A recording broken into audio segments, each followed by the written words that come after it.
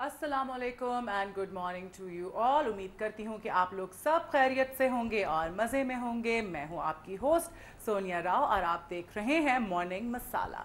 जी, आपको सबसे पहले अपने प्रोग्राम का नंबर बता दूं ताकि आप हमारे प्रोग्राम में शिरकत कर सके।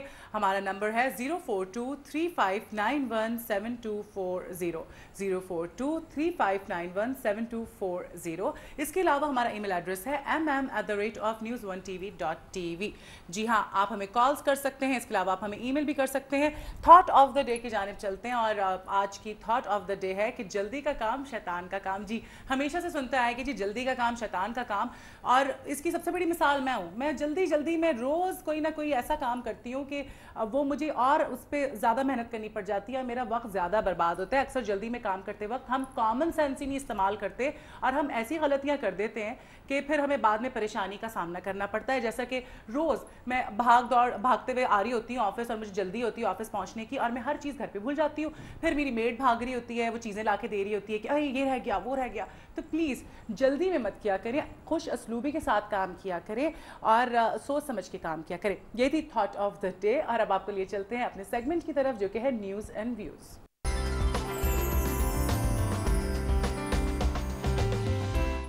जी, न्यूज़ एंड व्यूज़ में आज हम बात करने जा रहे हैं कि मेडिकल कॉलेजेस में जो एंट्री टेस्ट है उनका इनकाद किया जा रहा है। तो उस हवाले से हमने मेहमान जो है उनको मदऊ किया हुआ है। आज हमारे साथ मेहमान हैं डॉक्टर एजाज़ भट्ट साहब, जो कि टाउनशिप कॉलेज लाहौर के प्रिंसिपल हैं। अस्सलाम वालेकुम। वालेकुम सलाम, थैंक यू वेरी मच। पहली बात तो ये है कि प्रिंसिपल इस वक्त मैं नहीं हूँ वहाँ पे। I am a professor of political science over there. अच्छा जी। तो क्या हाल है आपके? ठीक ठाक है, खैरियत से? आपसे आज क्योंकि इनकाद किया जा रहा है एंट्री टेस्ट का, उस हवाले से हम चाह रहे हैं कि लोगों को थोड़ी इन्फॉर्मेशन मिले और कुछ नाइंसाफ़ियाँ भी होती दिखाई दे रही हैं, तो उस हवाले से भी हम आपसे बात करेंगे। मुल्क भर से हज़ारों की तादाद में तालिब इल्म जो है वो एंट्री टेस्ट में शिरकत करते हैं और चंद लोग होते हैं जिनको ये मौका मिलता है, बहुत कम लोग होते हैं। बाकी के जो लोग रह जाते हैं उनका क्या? देखिए, ये तो बात नहीं है कि जहाँ तक नंबर ऑफ़ स्टूडेंट्स का ताल्लुक है कि कितनों को मेडिकल कॉलेजेस में दाखिला मिलता है, ये कोई इतना बड़ा इशू नहीं है।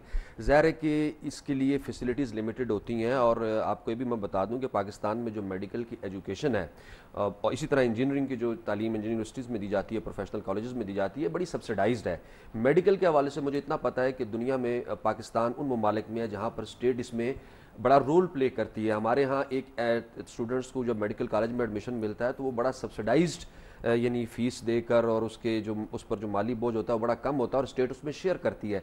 फिर भी ये फैसिलिटीज़ हमारे यहाँ लिमिटेड हैं, तो ये इतना बड़ा इशू नहीं है कि थोड़े लोगों को मिलता है और बहुत से रह जाते हैं। इशूज़ और हैं कि जिनको मिलता है उसके लिए जो क्राइटेरिया बनाया गया है उसमें कई तरह के लूप होल्स हैं जो ख़त्म होने चाहिए। और ख़ास तौर पर ये जो एंट्री टेस्ट का सिस्टम शुरू किया गया चंद साल पहले, उसके बाद काफ़ी इस पर शोर शराबा हुआ और मेरे ख्याल के मुताबिक ये मौजूदा जो गवर्नमेंट है मियां शहबाज शरीफ साहब की, इन्होंने अपने पहले टेन्योर में शुरू किया था। बाद में फिर एक पूरा लंबा टेन्योर आता है मुशर्रफ साहब का, जिसमें कि बार बार कहा गया कि हम इसको ख़त्म कर रहे हैं और हम ये जो है इसको ये एक्स्ट्रा लोड आई है हमारे मिडिल क्लास पे, लेकिन इसको ख़त्म नहीं किया जा सका बदकिस्मती। तो आपके इस सवाल का तो मैं नहीं समझता कि अब इतनी ज़्यादा मेडिकल में फैसिलिटीज़ तो नहीं होती कि अब हर तालिब इल्म जो डॉक्टर बनना चाहता है उसको एडमिशन भी मिल जाए। उसके लिए ज़ाहिर है कि क्राइटेरिया होगा कि बेस्ट लॉट जो है वो जाए। लेकिन क्यों नहीं होती? कौन जिम्मेदार है? होनी नहीं चाहिए किस चीज़ की कि स्टूडेंट्स को क्यों नहीं फैसिलिटीज़ दी जाती, ज़्यादा लोगों को मौका क्यों नहीं मिलता? नहीं, देखिए बात ये है कि मेडिकल की एजुकेशन एक प्रोफेशनल एजुकेशन है। आपके पास देखिए, आपके पास जितना बजट होगा, गवर्नमेंट जितना एलोकेट करेगी, आपके पास उतनी फैसिलिटीज़ होंगी ना। या तो आप एजुकेशन के लिए अपना बजट बढ़ाएं और मेडिकल कॉलेजेस की तादाद बढ़ाएं।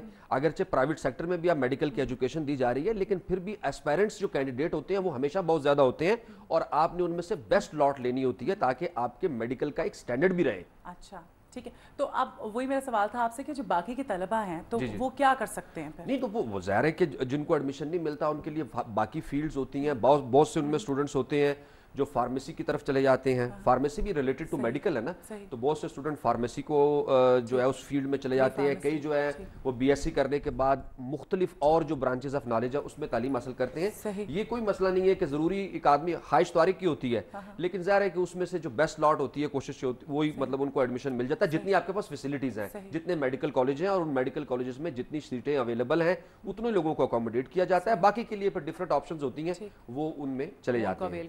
अच्छा, کرائٹیریا کیا ہے اس کے لیے؟ کس کے لیے؟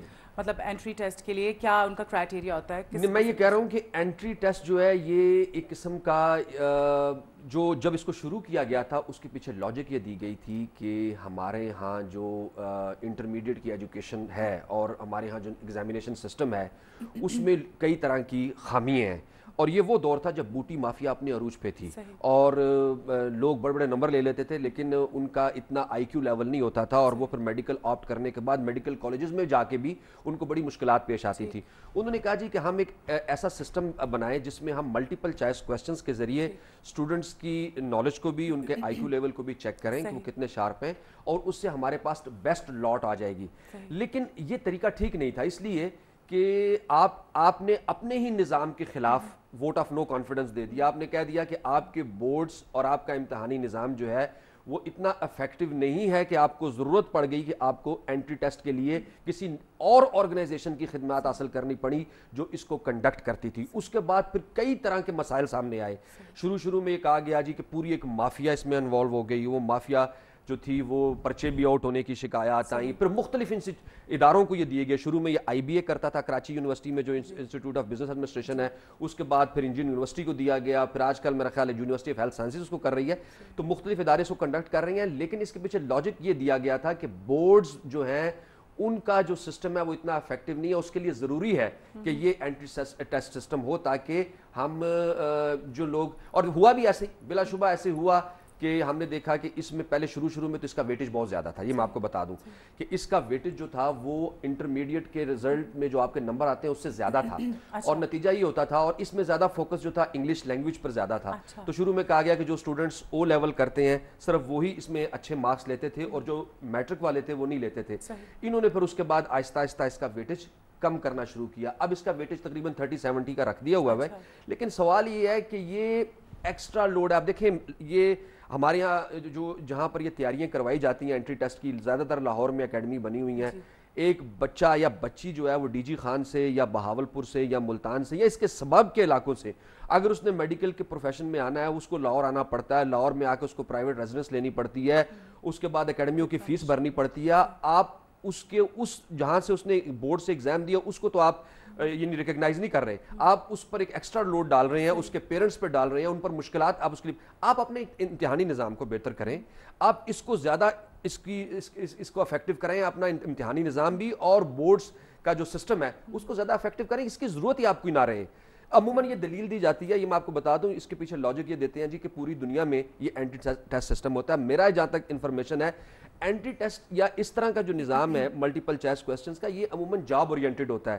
دنیا بھر میں جہاں پر بھی جابس کے لیے کینڈیڈیٹس کو سکروٹنی کرنی ہوتی ہے یا ان میں سے سلیکشن کرنی ہوتی ہے تو وہ اس طرح کا ایم سی کیو پیٹرن پر وہ پیپر بناتے ہیں اور اس میں سے پھر جو بیسٹ لاٹ ہوتی ہے وہ لے لیتے ہیں۔ باقی یہ جو ہے یہ ہمارے جیسی سوسائٹی میں جہاں پر کہ بہت بڑی تعداد میں ہمارے اسٹوڈنٹس جو ہیں وہ لوور مڈل کلاس کے ہیں، ان پر ہم نے یہ ایکسٹرا بوجھ ڈالا ہے، اس کا حکومت کو اندازہ ہونا چاہیے۔ اور میں یہ اس بات پر حیران ہوں کہ ہر مرتبہ یہ کہا گیا کہ اس کو اگلے سال ختم کر دیں گے، لیکن ختم نہیں کیا گیا۔ اس سے اندازہ لگا لیں کہ وہ کون سے ویسٹڈ انٹرسٹ ہیں جو اس کو ختم نہیں ہونے دے رہے، اور یہ اس میں 1 کروڑوں کا بزنس ہے۔ آپ ایک اکیڈمی کا دیکھیں نا، اس کا آخر پہ ٹرن آؤٹ کیا ہوتا ہے، یہی وجہ ہے کہ ختم نہیں ہونے دیا جا رہا، یہی مافیا۔ اس میں کئی طرح کے اس میں کئی چیزیں انوالو ہیں، پیسہ انوالو ہے، اس میں کروڑوں روپیہ کمایا جا رہا ہے، تو وہ کروڑوں روپیہ جو کما رہے ہیں وہ آگے تک دیتے ہیں اور وہ نہیں چاہتے کہ اس سسٹم کو ختم کیا جائے۔ تو میں یہ کہوں گا، اور خاص طور پر ابھی اچھا پھر مزے کی بات ہے، وہ جو بوٹی والا چکر تھا بوٹی مافیا کا، وہ میرے خیال کے مطابق کافی حد تک ختم ہو گیا۔ جب وہ ختم ہو گیا تو اس کے بعد پھر زیادہ لاجک نہیں رہ جاتی کہ آپ اس سسٹم کو اسی طریقے سے چلائیں۔ ویٹیج کم کر دیا لیکن اس سے کوئی فرق نہیں پڑا، اس لیے نہیں پڑا اکیڈمیوں میں تو پھر بھی اسٹوڈنٹ آئیں گے۔ آپ 30% بھی ویٹیج رکھیں گے تو اسٹوڈنٹس نے تو تیاری کرنی ہے۔ اس وقت آپ لاہور میں جا کے دیکھیں، یقین کریں سڑکیں بلاک ہوئی ہوتی ہیں، جن علاقوں میں یہ اکیڈمی آپ وہاں سے گزر نہیں سکتے، اسٹوڈنٹس کا اتنا رش ہے، اتنی اسٹوڈنٹس وہاں پر، مطلب کیونکہ ان کو پتہ ہے اس کے بعد گزارا نہیں ہے۔ آپ جس طرح بھی ہو، ماں باپ کو جس طرح بھی مشکل ہو، جو بھی ہو سلسلہ انہوں نے مینیج کرنا ہے، پھر ان کو لانا لے جانا۔ اور میں نے آپ کو بتایا کہ یہ جو خاص طور سے لاہور سے باہر کے جو ہیں، مجھے ایک ایسی اکیڈمی میں جانے کا اتفاق ہوا، تو مجھے یہ میں بڑی اہم بات کرنے لگا ہوں کہ وہ پتہ چلا جی کہ خاص طور پر وہاں پر وہ جو اکیڈمی کے آنرز ہیں انہوں نے پرائیویٹ ریزیڈنسز کافی زیادہ ہائر کی ہوئی ہیں, اور وہاں پر اسٹوڈنٹ سے نا مطلب ایک کوٹھی ہے, اس میں 10 کمرے ہیں, تو ایک ایک کمرے کے اچھے خاصے چارجز لیتے ہیں, اور ان کو وہاں پر رکھ کر وہ کہتے ہیں اتنی کمائی تو ہمیں اینٹی ٹیکس کی فیس سے نہیں ہوتی جو ان کو اکوموڈیشن سے ہمیں ہوتی ہے, کہ وہ کرایہ ایک ہی دفعہ کوٹھی کا 20,000 مہینے کا دے دیا, اور اسٹوڈنٹ سے وہ ایک ایک کمرے کا پتہ نہیں کتنے کتنے پیسے لیتے ہیں, اور وہاں پر جناب لاکھوں روپیہ کہتے ہیں ہماری آمدنی جو ہے وہ ہو رہی ہے ان کو وہاں پر بورڈنگ کی سہولت دے کے, ان کو رہائش دے کے, جو کہ پرائیویٹ کوٹھیوں میں کرائے پر لے کر رکھے ہوئے بچیوں کو. ظاہر ہے لوگوں کے رشتہ دار تو نہیں ہے یہاں پہ, اگر کوئی وہاڑی سے اٹھتا ہے یا وہاں سے راجن پور سے اٹھتا ہے تو اس نے یہاں پر رہائش تو لینی ہے. تو مطلب یہ ہے کہ یہ جو آپ لوگوں نے سسٹم شروع کیا ہوا ہے, آپ کو احساس ہونا چاہیے کہ کس طریقے سے لوگوں پر آپ نے مالی مشکلات کا ایک بوجھ ڈالا ہوا ہے.